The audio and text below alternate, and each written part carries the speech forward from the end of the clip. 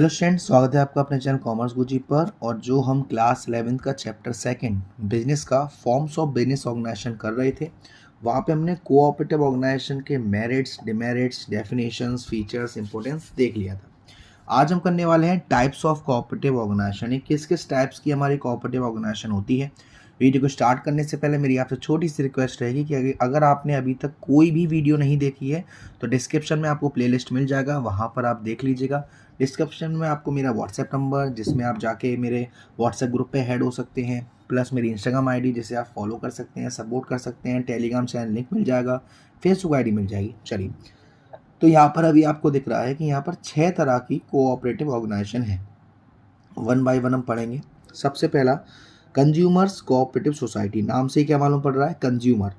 This society consist of consumer who join together to eliminate the middleman. ये society क्या होती है, consumers की सोसाइटी होती है, जो इसीलिए ज्वाइन हुई है ताकि जो मिडिलमैन है, यानी कि सामान आपके पास आता है रिटेलर से, रिटेलर के पास आता है किससे, मिडिलमैन से, यानी कि जो बीच के दलाल होते हैं जिनकी वजह से हमारे जो प्रोडक्ट आ रहा है वो हमें महंगा मिलता है, उन्हें हटाया जाए। The consumer cooperative society purchase goods directly from manufacture and sell them to the member at reasonable price. Consumer cooperative society क्या करती है, गुड्स को परचेस करती है डायरेक्टली, किससे, मैन्युफैक्चर से, और बेचती है किसको, मेंबर्स को, रीजनेबल प्राइस पर। The profit of the store is distributed among all the members as dividend on capital. अगर प्रॉफिट होता है तो वो सारे मेंबर्स में बांट दिया जाता है डिविडेंड के रूप में, जो कि उनकी कैपिटल का है, या बोनस उनके परचेज के हिसाब से। मेन ऑब्जेक्टिव क्या रहता है कोऑपरेटिव ऑर्गेनाइजेशन का, सबसे पहला point, to ensure steady supply of essential goods. जो एसेंशियल गुड्स हैं, ज़रूरतमंद के गुड्स हैं, उनकी सप्लाई चलती रहे। To supply the goods as reasonable price by eliminating the profit margin of middle man. जो गुड्स की सप्लाई है वो होती रहे, वो भी रीजनेबल प्राइस पर, कैसे, मिडिल मैन को हटाकर। To supply the goods and service of high quality, high quality की गुड्स एंड सर्विस की सप्लाई। तो ये मोटिव होता है कंज्यूमर कोऑपरेटिव सोसाइटी। सेकेंड है प्रोड्यूसर कोऑपरेटिव सोसाइटी। अब यहाँ पर किसके लिए है, प्रोड्यूसर्स की। This society consist of small producer who individually find it difficult to procure the input and get the machinery and latest technology. ये सोसाइटी स्मॉल प्रोड्यूसर्स की होती है जिनको यहाँ पर दिक्कत होती है अपने गुड्स के लिए, इनपुट के लिए और लेटेस्ट टेक्नोलॉजी के लिए।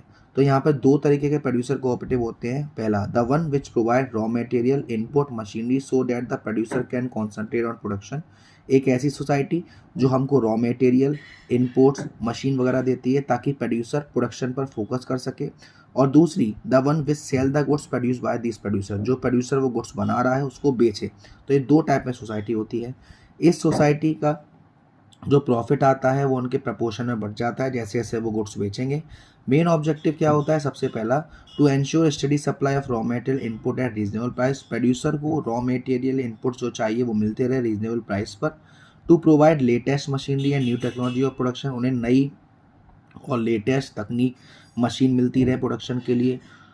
To ensure smooth distribution and sale of goods produce by member, जो गुड्स बना रहे हैं वो अच्छे से डिस्ट्रीब्यूट हो। Helping the producer to concentrate their attention on production of goods, जो प्रोड्यूसर है उनकी हेल्प करें, उनका कॉन्सनट्रेट करें, उनका अटेंशन सारा प्रोडक्शन ऑफ गुड्स पर रहे, वो अपना ध्यान नहीं भटकाएं कि हम ये नहीं कर पा रहे हैं, हमारे पास ये दिक्कत आ रही है, इस तरीके से। थर्ड हमारी है cooperative marketing society. The consumer marketing society consist of small producer who find it difficult to sell their product at profit. ये सोसाइटी उन प्रोड्यूसर द्वारा बनाई जाती है जो अपने गुड्स को बेचने में काफ़ी दिक्कत में रहते हैं और प्रॉफिट पर नहीं बेच पाते हैं। The output of all the small producer is brought together and sold at the best price. जितने भी हमारे यहाँ पर प्रोड्यूसर्स हैं उन सब का जो आउटपुट है, यानी कि फिनिश गुड्स है, वो एक जगह लाया जाता है और उन्हें अच्छी कीमत पर बेचा जाता है।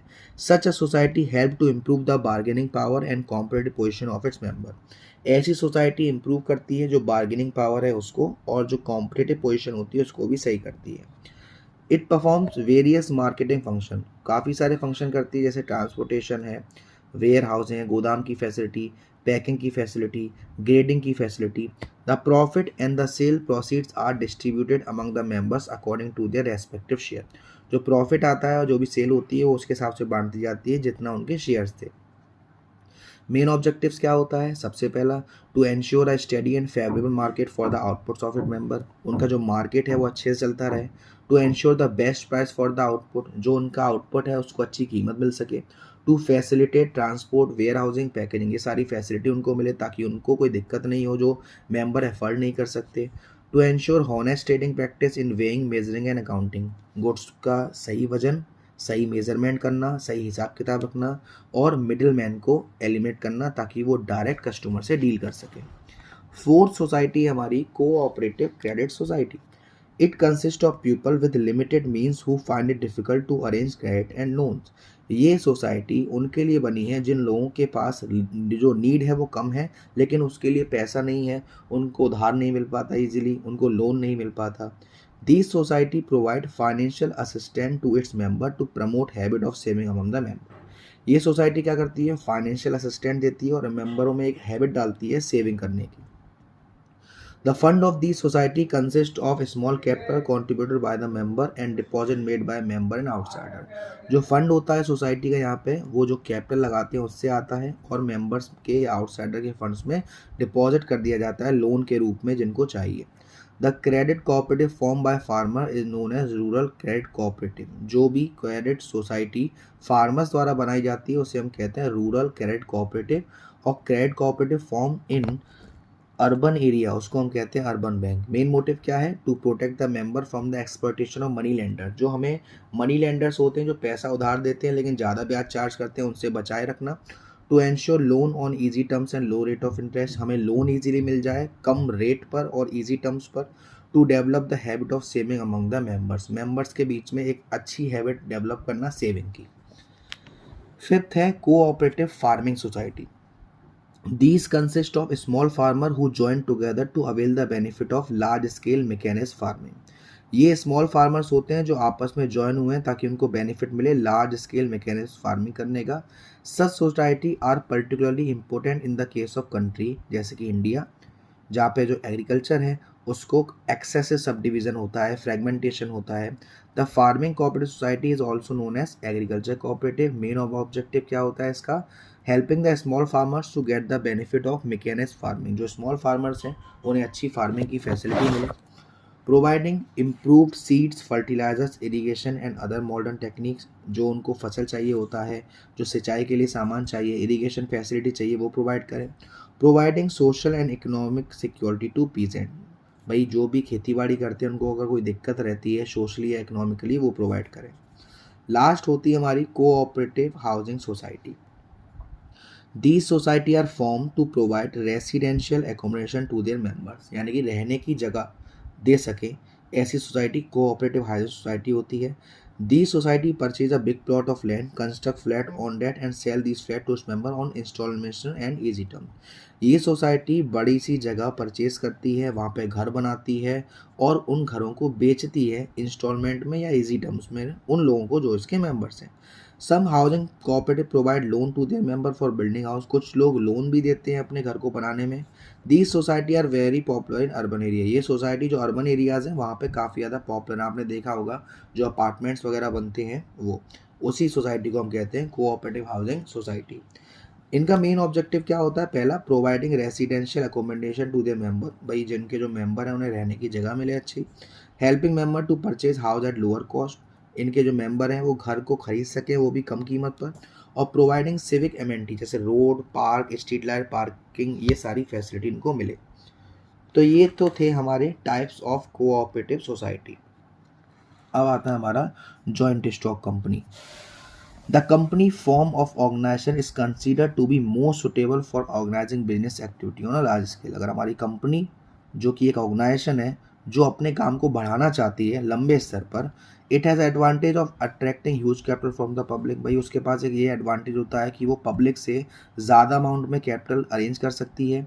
With adequate capital it can employ train and experience manager to run the business. अगर उनके पास ज़्यादा पैसा होगा तो वो ट्रेन और एक्सपीरियंस मैनेजर रख सकती है अपने पास ताकि उनका जो बिजनेस है वो इफेक्टिवली चल सके। फीचर्स क्या होते हैं हमारे जॉइंट स्टॉक कंपनी के, सबसे पहला separate legal existence. A company has a separate legal entity, company अपने आप में अलग होती है और उसमें जो मालिक होते हैं वो अलग होते हैं। Company can carry on business in its own name, वो बिजनेस अपने नाम से चलाती है, अपने नाम से चीज़ों को खरीदती बेचती है, अपने नाम से ही कॉन्ट्रैक्ट में आती है किसी आउटसाइडर पे, इसलिए कंपनी की एक अपनी अलग पहचान होती है जिसको हम कहते हैं separate legal existence. Artificial person, एक कंपनी कोई एक फिजिकल बॉडी नहीं है जैसे नेचुरल ह्यूमन बीइंग है, लेकिन ये एक आर्टिफिशियल पर्सन है जिसको लॉ के द्वारा बनाया गया है। इसके अपने कुछ ऑपरेशंस परफॉर्म किए जाते हैं उन लोगों द्वारा, जैसे कुछ डायरेक्टर्स हैं जो बिजनेस को चलाते हैं कंपनी के नाम पर। फॉर एग्जांपल जैसे आपने मैच देखे होंगे, पेटीएम स्पॉन्सर करता है, वीवो स्पॉन्सर करता है, तो आपको हर जगह पेटीएम और वीवो के नाम दिखाई देंगे, ना कि उनके कंपनी के मालिक के। तो ये एक फीचर होता है artificial. Registration, it is legally compulsory for a company to get itself register under company act 2013, without registration no company can come into existence. ये लीगली कंपलसरी है, अगर आपको अपनी कंपनी स्टार्ट करनी है तो आपको रजिस्ट्रेशन करवाना ही करवाना पड़ेगा। कोई भी कंपनी बिना रजिस्ट्रेशन के आ नहीं सकती, काम को स्टार्ट नहीं कर सकती। परपीचुअल succession, a company has continuous existence independence of it member. भाई देखो, कंपनी के जो शेयर लेता है वो शेयर होल्डर होता है सर, और शेयर होल्डर कंपनी के ओनर होते हैं। जी sir.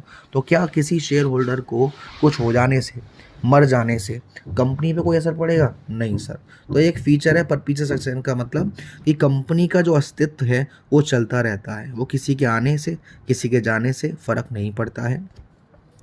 A company is created by law and only law can bring an end to it existence. Company law के द्वारा बनाई गई है और सिर्फ लॉ ही है जो हमारी कंपनी को ख़त्म कर सकता है।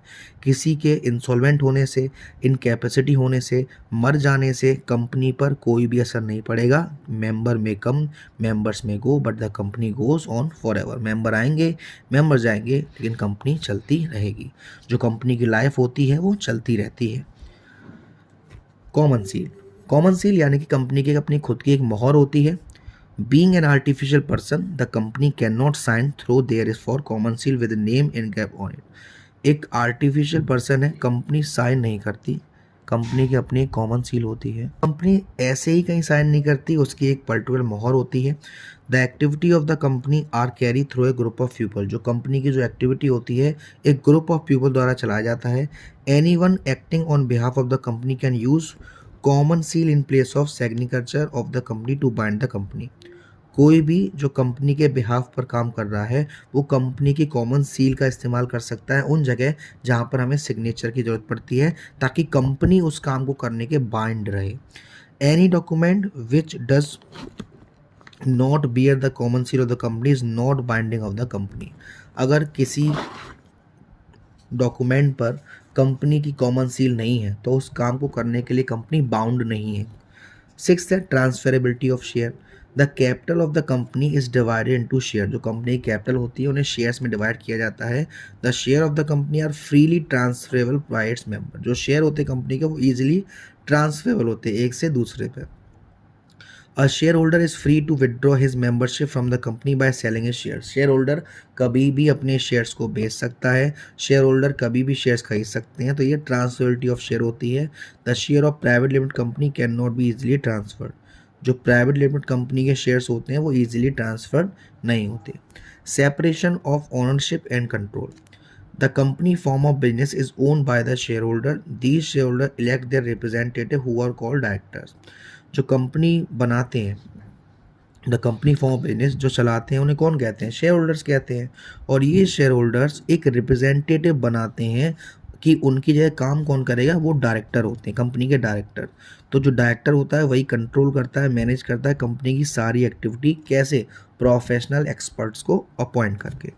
अब लिमिटेड लायबिलिटी, जो मेंबर्स की लायबिलिटी होती है वो लिमिटेड होती है जितना उनका शेयर कैपिटल कंट्रीब्यूशन है। फॉर एग्जांपल, अगर किसी पर्सन ने 1000 शेयर 10 रुपये के हिसाब से परचेस किए तो उसकी लायबिलिटी टोटल कितनी है?